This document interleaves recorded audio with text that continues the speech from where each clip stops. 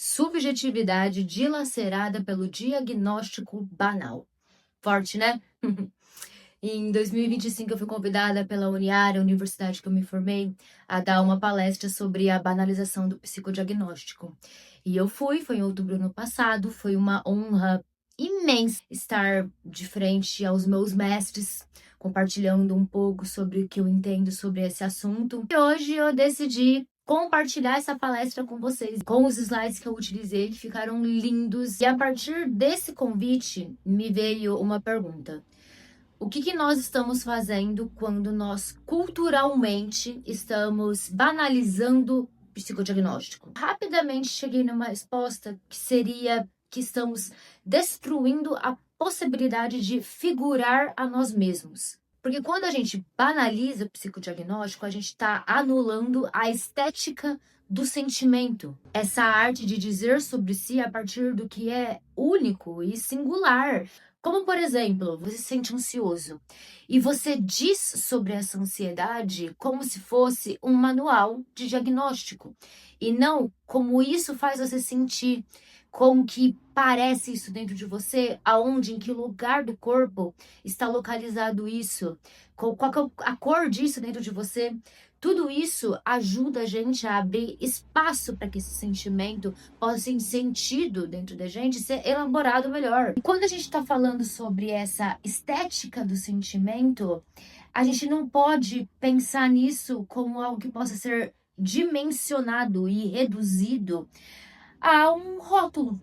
Por isso que banalizar o psicodiagnóstico acaba deixando a gente mais pobre de alma. Mas antes de tudo nada, meu nome é Lara Longini, eu sou psicanalista, sou autora do livro Como Sobreviver ao Mundo Cruel. E aqui nesse canal eu falo de psicanálise e de outras furadas. E vocês vão até ver como dentro dessa construção narrativa que eu vou fazer, eu também construí uma evolução estética narrativa para acompanhar a minha fala, para a gente ver como a nossa fala também possui uma estética, a nossa subjetividade possui isso. Então vocês vão ver que no começo, cores mais frias, algo mais robusto, sem muita complexidade. E à medida que a gente for avançando, vocês vão ver mais cores, mais elementos. Eu acho importante a gente pensar como isso pode se encaixar na nossa vida de uma maneira individual. Eu não tô falando aqui que você deve fazer isso com a tua, mas eu acho que é interessante você pensar em talvez como você faz isso hoje,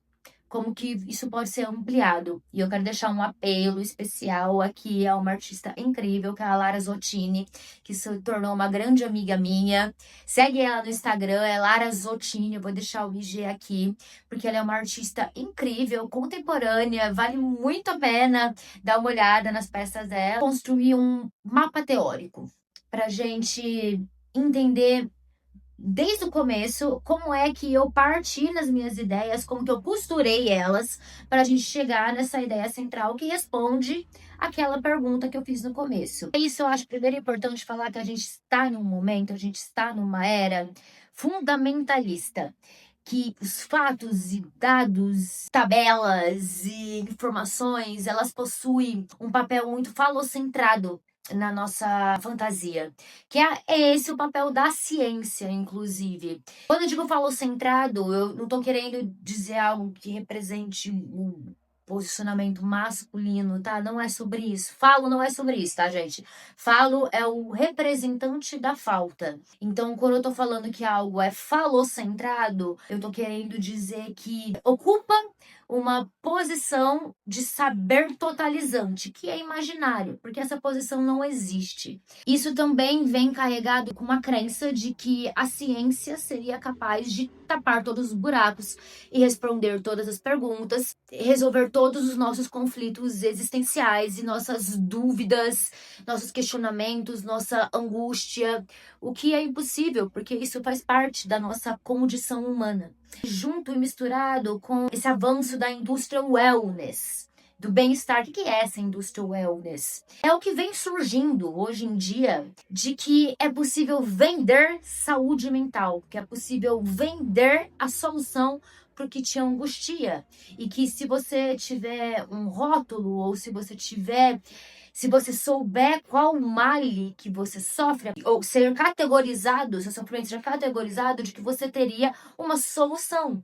E muito desse discurso vem acompanhado com uma ideia de solução rápida, de solução imediata, o que não funciona. Alguns autores para dizer sobre isso, como o Byung-Chul Han, que é um principal autor que eu utilizei, inclusive, com essa obra dele, A Crise da Narração, que é um dos melhores livros que eu li na minha vida. Bauman, eu vou usar o Vida Líquida dele para a gente trazer um pouquinho do campo teórico, técnico também da filosofia, mas com todo esse saber da liquidez dele, que é uma gama de volumes. E eu vou trazer um pouco do Christian Dunker, né, para a gente trazer a psicanálise para cá também, que eu utilizei esse livro Neoliberalismo como Gestor do Sofrimento Psíquico, que se você é da área da saúde, da psicologia, é muito importante ler esse livro. Foi Christian Dunker e outros autores que escreveu esse livro, tá, gente? O Vladimir Staffakli e o Nelson da Silva.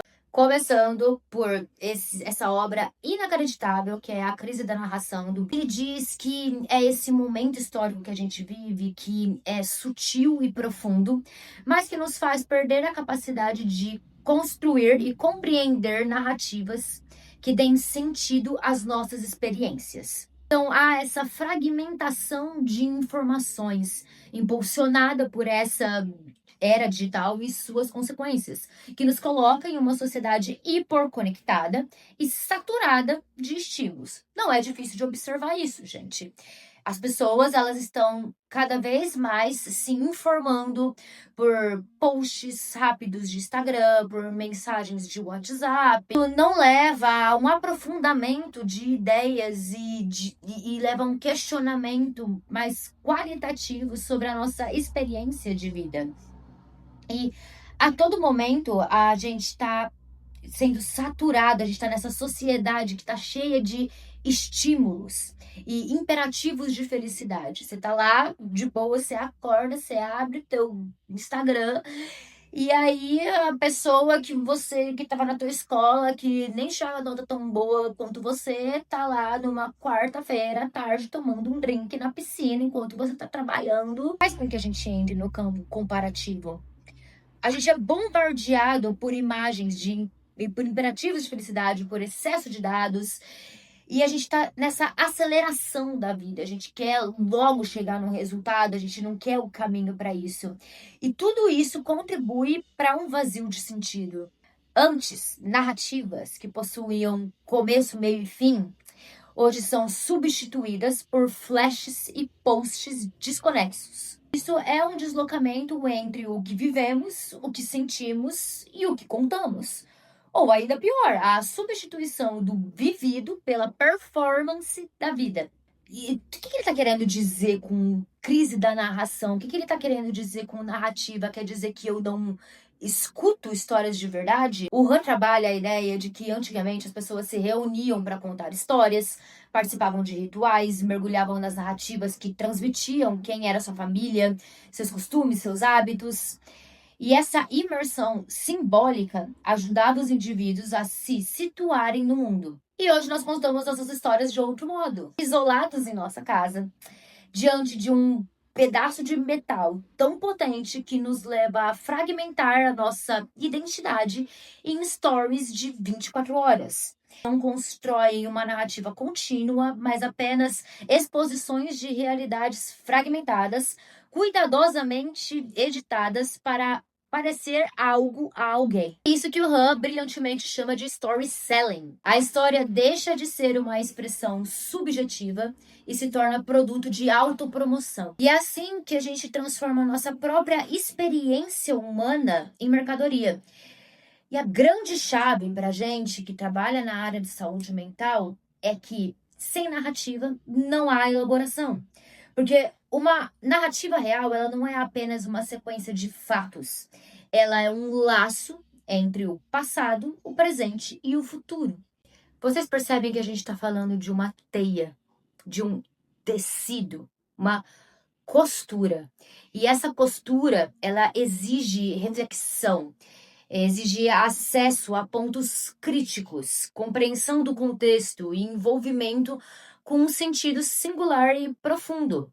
E é esse trabalho narrativo que sustenta a nossa estrutura psíquica, permitindo entender o que nos cabe a partir do vínculo temporal que tecemos. Quando essa estrutura simbólica falta, abre-se espaço para uma dor crua, desorganizada, e o diagnóstico aparece como um escape rápido e barato. E isso fica visível quando a gente olha para a clínica, porque o sujeito chega ali e ele não consegue narrar a sua história, mas ele sabe nomear os seus sintomas. Isso o psicólogo muitas vezes se torna quase uma agenda, ou um padre no confessionário, porque ele fica ouvindo relatos de eventos e tarefas sem ligação temporal e sem um significado que dê sustentação à existência. E aí que começa a banalização do psicodiagnóstico, porque o diagnóstico vira resposta imediata para a ausência de narrativa subjetiva. Nisso que o nome do sintoma se torna mais importante do que a história do sintoma. Isso tudo, gente, aponta para um problema cultural muito grande. Não ver os nossos desejos, ele já não está mais localizado na qualidade do sentir, mas na necessidade de vender a nós mesmos. E aí, nessa lógica, basta encerrar o assunto com um rótulo. Eu sou depressivo, por isso eu me sinto assim. Entende? A questão, ela se encerra em si mesma. Tudo isso influencia diretamente o trabalho clínico, porque a forma como falamos sobre o que sentimos interfere diretamente na forma como sentimos o que sentimos. Isso é uma ideia trazida diretamente do livro Neoliberalismo como Gestor do Sofrimento Psíquico. E aí, o que acontece? Os diagnósticos, os transtornos, eles realmente existem, mas o problema atual é de como a gente está usando isso, porque eles estão sendo utilizados como atalho para evitar um trabalho psíquico da construção de um saber sobre si. Um trabalho que é único para cada pessoa. E essa lógica é também a lógica do neoliberalismo, atravessada pela indústria do bem-estar. Porque é vendida a ideia, é perpassada a ideia de que o sujeito ele é uma empresa de si mesmo. Ele não tem espaço para dúvida, tropeço ou tempo de elaboração. E aí o sofrer, ele vira um erro individual e o diagnóstico é um recibo de fracasso. Ele legitima a dor, mas ele também ele a encerra rápido demais. Risco muito grande para a clínica, porque a clínica torna-se um espaço de classificação em vez de escuta. É para confirmar os rótulos em vez de desconstruí-los. E assim o sujeito permanece preso num sentido de inadequação, incapacidade de se aprofundar nas suas próprias questões, de se relacionar, de dar memória aos seus eventos. E aí o resultado disso é uma sociedade de sujeitos culturalmente narcisistas, ansiosos, depressivos e em burnout. Agora a gente vai falar um pouquinho sobre a aceleração do tempo para Zygmunt Bauman. Bauman nos mostra que não vivemos apenas uma crise da narração, mas também uma crise do tempo. O tempo deixou de ser vivido como percurso, com ritmo, pausas, personagens, sentimentos, simbolização, perdas e ganhos, renúncias, cultura, cotidiano, prazeres e desprazeres.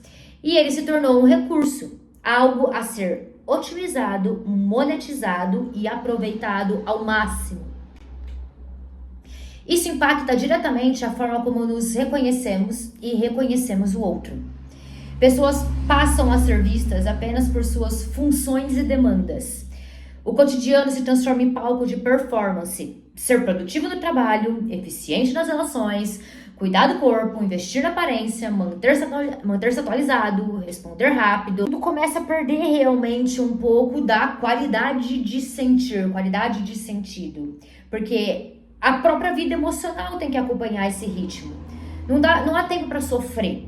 As relações deixam de ser experiência que deveria estar incorporando ali presença, revelações, aprendizados, lutos, conquistas e ganhos, perdas, decepções, para virar sequência de fatos, medidos em trocas rápidas e utilitárias.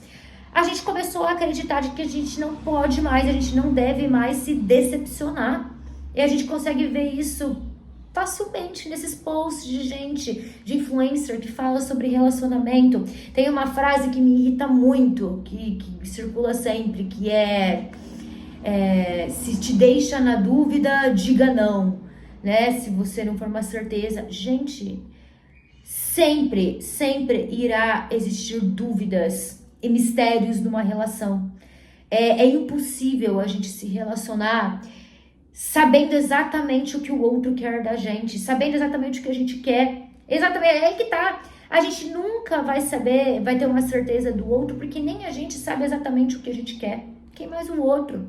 A gente imagina que ele sabe, ninguém sabe exatamente. E aí, dentro dessa lógica neoliberal, a dor vira obstáculo ao rendimento.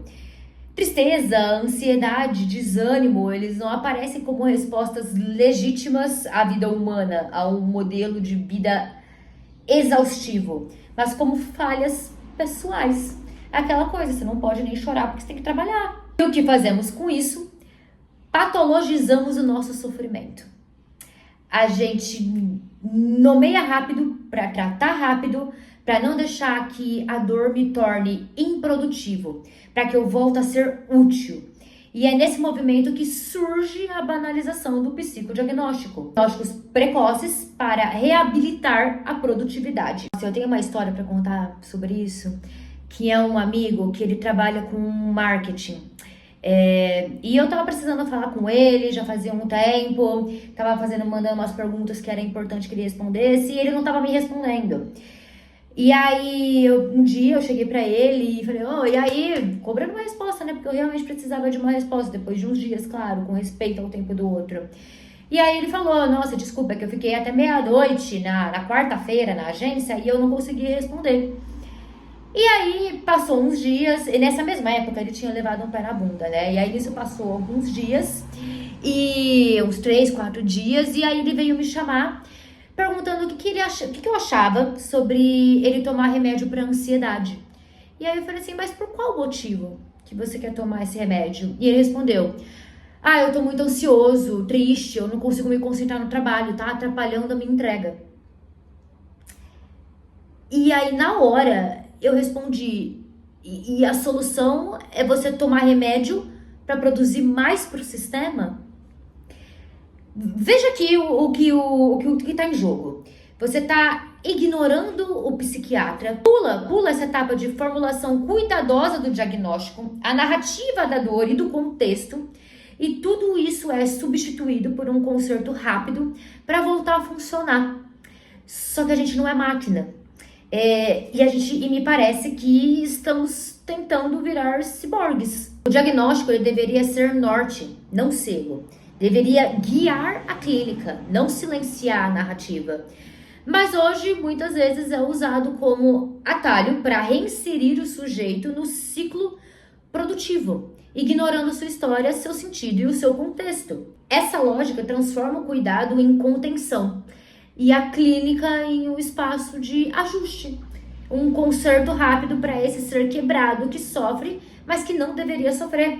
E se a gente não refletir sobre isso, aqui nesse espaço das redes, em espaços de acadêmicos e como profissionais da saúde, a gente corre o risco de virar peça dessa engrenagem. Partindo agora para o livro Neoliberalismo como Gestor do Sofrimento Psíquico. Por que acelerar o tempo?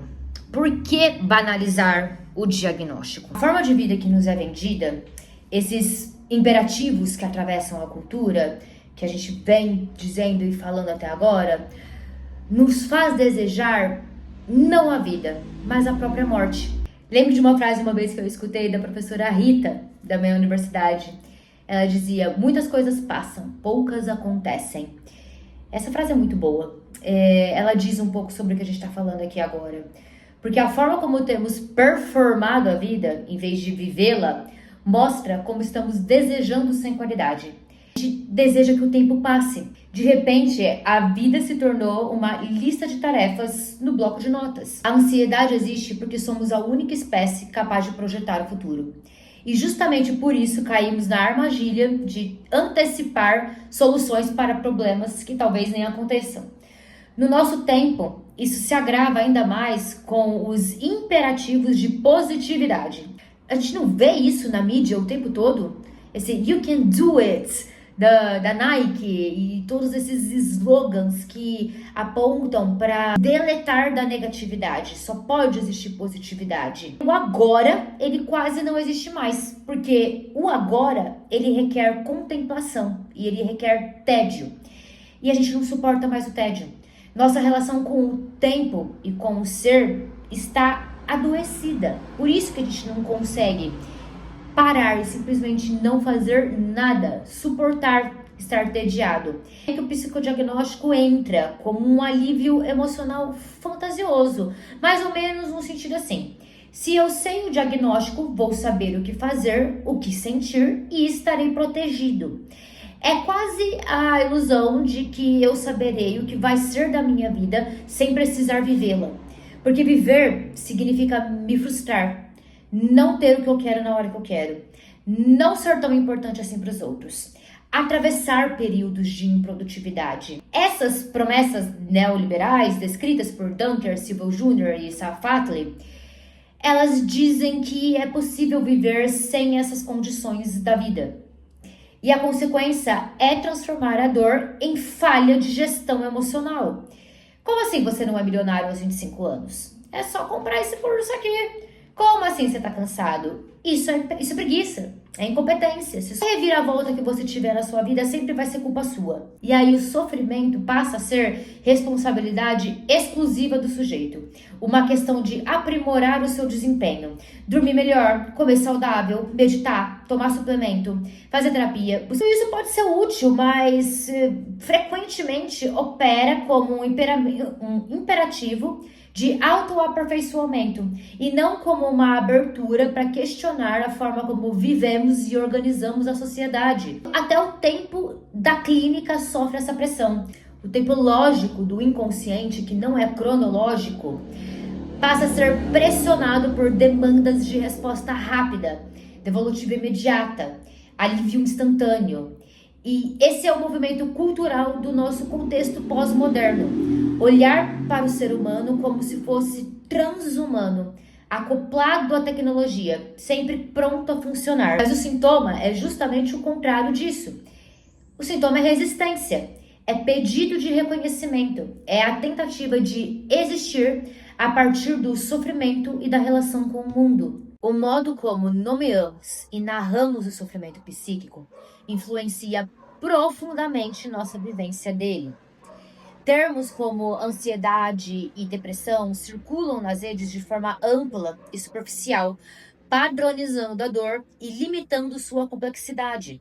Essa gramática do sofrimento controla a maneira como entendemos nossas angústias. O controle, através das rotulações, é uma forma de poder. Reduz o sofrimento psíquico a categorias simples e comercializáveis. Move a indústria do wellness e suas promessas. Enquanto condições neurológicas como Alzheimer independem de discursos culturais para serem compreendidas, os transtornos psíquicos são diretamente moldados pela forma como falamos deles. Os discursos biomédicos, usados como modo principal de dizermos sobre nós mesmos, reduzem o sofrimento a uma dicotomia simplista: o que posso e o que não posso controlar. E essa simplificação impede de tocar nas ambivalências do desejo, naquilo que realmente compõe o humano. O resultado é uma narrativa que rotula a dor e enfraquece a nossa capacidade de interagir com ela de forma mais profunda. É aí que emerge essa banalização do psicodiagnóstico, até para profissionais da saúde. Eu te dou um nome para que você sente, para que em seguida eu possa te vender uma solução. E como enfrentar isso? Escutar o que o sintoma diz. O sintoma, um diagnóstico, a ansiedade ou a depressão, ela não é o começo de algo, ela é o fim. É o resultado de algo que já foi composto. Possui uma história, possui um contexto, possui uma narrativa. Então, o diagnóstico, ele deve nortear, ele deve ajudar a pensar e não encerrar a coisa em si. Eu gosto muito de pensar o sujeito como um museu. Porque toda vez que um analisante chega na minha frente, eu penso que eu estou sendo convidada para entrar no museu interno dele, como se existisse alas diferentes na nossa mente e essas alas possuem uma estética própria. E na medida que vou sendo conduzida pelo analisante ao seu museu interno, ele vai me mostrando as salas, ele vai me mostrando os quadros, ele vai me mostrando, ai, esse quadro aqui tá pendurado porque foi desse momento que foi muito importante para mim, que aconteceu isso, isso e isso. Foi importante por causa disso, eu fiquei sentindo isso que eu senti. E tem aqueles lugares raros e caros que demora, é caro demais pro sujeito mostrar primeiro momento, demora muito para ele te deixar entrar. E é só, tipo assim, passando na frente, você perguntando, o que é isso aqui?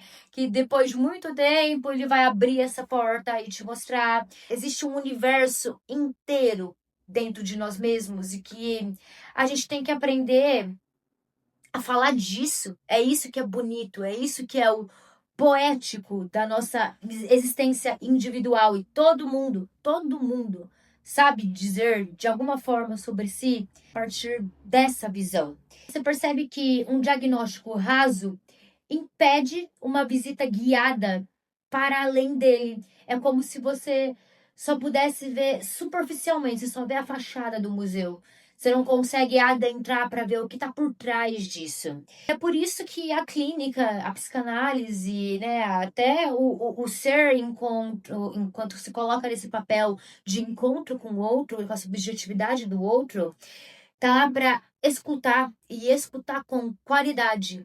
Porque a ideia é sutilizar esse caos interno, é caminhar por esse lugar para ver o que existe nesse lugar e construir um saber sobre si, que sempre, sempre, sempre também vai estar pautado em um desconhecimento, porque é muito mais sobre a gente se desconhecer com qualidade e saber sambar nessas peculiaridades que nem sempre precisa ser bonito. Não é sobre ser bonito, sobre ser visualmente estético. Quando eu falo de estética, eu não tô falando de algo que é bem composto, belo, padrão.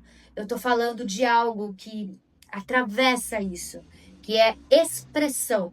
E a expressão nem sempre ela precisa ser bonita, uma mensagem a ser passada. Por isso que fica esse questionamento também que eu deixo para vocês aqui no final dessa palestra que eu dei lá e agora desse vídeo. O que é que tem no seu museu? Alguns pontos que eu pude visualizar que talvez possa trazer para um âmbito um pouco mais palpável para gente. Mas sinta-se livre para trazer mais coisas aqui nos comentários. Inclusive, eu quero ouvir mais de vocês, porque é nessa dialética, é ouvindo o outro e é pensando com o outro que a gente cresce. Isso faz parte de uma cultura, a cultura que estamos povoando. Então, falar sobre isso, discutir, pensar juntos é o que vai fazer a gente enfrentar tudo isso. Para o âmbito pessoal, o que eu pensei? Escolher melhor o que te enredo de narrativa mesmo. O que é que compõe isso? Então, atenção ao que você consome virtualmente, aqui nas redes sociais. Gente, pelo amor de Deus, dá um follow em coisa que não te faz bem, em ficar vendo coisa que te coloca no âmbito de comparação, de ficar vendo a vida de gente da escola que você não conversa há 10 anos e que não interessa, a vida dela não interessa, não é importante, sabe? Escolha visualmente o que vai te acrescentar, o que vai fazer você crescer. As leituras que você escolhe fazer, controle de tempo de tela é muito importante e tem como você fazer isso nas configurações do seu celular. Desligar notificações de rede social. Gente, eu acho uma loucura as pessoas terem ligada notificação de rede social. Então, cultural e artística, gente, show, música. Então, eu não tô falando que você precisa ter dinheiro para isso, não. Se você tiver dinheiro é melhor, não vou ser hipócrita aqui, me dizer que não. Mas, cara, tem muito museu de graça, tem cinema, tem muita arte, tem show em praça pública, tem muita coisa que você pode ver que tá aí para ser vista. Presta atenção no que você fala sobre você, a forma como você se descreve. Aquela frase que eu disse, eu juro para vocês, eu queria tatuar. que a forma como a gente diz sobre o que a gente sempre reflete diretamente no que a gente sente, no como a gente sente. Então, se você tá sempre se autodepreciando, se auto-injuriando, vivendo de autoindulgência, se colocando como vítima em toda a situação, falando sobre si, uma mesmice, é assim que você vai se sentir. Não tô falando que você deve começar a falar coisas positivas sobre você. Não. Eu tô falando para você tomar. Presta atenção. Tenha um compromisso nas palavras que você usa, na escuta dos outros. Que é isso que vai fazer você se reorganizar melhor. E dá pra ver uma pessoa que é comprometida com as próprias palavras, que se escuta. Você, mesmo que essa pessoa talvez não tenha uma bagagem cultural e intelectual muito grande, se uma pessoa ela se escuta, você automaticamente já acha ela mais inteligente. Busque mais repertório cultural, mais recursos para dizer sobre o que você sente. Aumentar o seu campo de palavras, porque é aumentando esse campo de percepção de existência do universo das coisas que vai ser possível aumentar o campo dentro de você que vai deixar mais confortável os sentimentos que você sente. Você nunca vai deixar de sentir tristeza ou ansiedade ou raiva, mas talvez esses sentimentos eles possam ter um espaço maior para se acomodar se o seu espaço interno mental for maior. E a gente aumenta o nosso espaço interno com palavras, com vocabulário que a gente vai aumentando. Por isso que a leitura é tão importante. A gente precisa ler mais e aprender palavras novas. Isso vai dando espaço pro ar passar dentro da gente, para respirar com mais qualidade. E aí, no âmbito profissional, a gente precisa entender que psicologia, ela tá no campo da política também. Psicólogos são atores políticos. A gente não está desvinculado, cara. Não existe psicologia, eu dizer sobre a mente humana, desvinculada com uma crítica social. Porque tudo que a gente sente é biopsicossociocultural. Não está desvinculado com a cultura, com o neoliberalismo, com a forma como a gente organiza os nossos espaços de existência. E o nosso diploma, ele nos compromete socialmente. A gente é corresponsável pela banalização do diagnóstico. Por isso que é importante estar nesses espaços das redes, ou seja onde for, cara, mas falando sobre isso, de cientizar nas redes e espaços públicos sobre tudo isso que foi falado agora, sobre essa necessidade da gente simbolizar melhor o que é que a gente sente.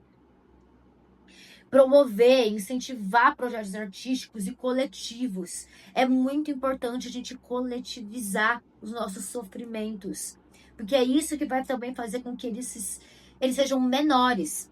E a gente, como profissional, a gente tem a possibilidade de coletivizar, de organizar alguma coisa, alguns eventos, os espaços, ou meramente estar falando aqui nas redes com esse viés artístico-cultural para trazer as pessoas para mais perto da gente. A gente pode coletivizar sofrimento em experiências culturais, na arte, na música, em encontros de poesia, em grupos de estudos, que não precisa ser exatamente monetizado, gente. Se a gente precisa disso, se a gente precisa estar atendendo para ganhar dinheiro, então a gente pode ter outros espaços que não precisam ser pagos, para a gente diminuir um pouco esse sofrimento. Nem tudo precisa ser sobre dinheiro.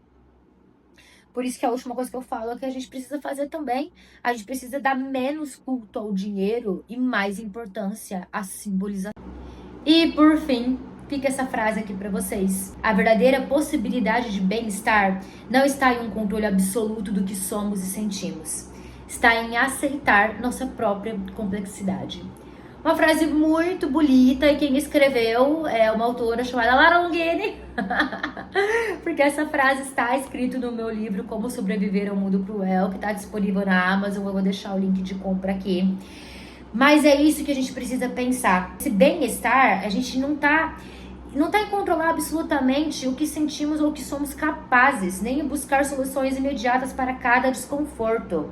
Ela tá em aceitar essa complexidade, nessas faltas, nessas cicatrizes psíquicas. É em abrir a mão dessa urgência de corrigir-se para cultivar autenticidade, cuidado e partilha. Fico muito feliz por ter tido esse convite, por ter feito essa palestra e mais feliz ainda de finalmente estar compartilhando isso daqui, que eu demorei apenas um total de 9 meses. Mas fica aí também na tela, tá na tela e tá aqui na descrição o meu contato. Se quiser iniciar um atendimento clínico, a gente pode conversar mais a partir desses contatos, tá bom? Muito obrigada pela atenção até aqui e até a próxima.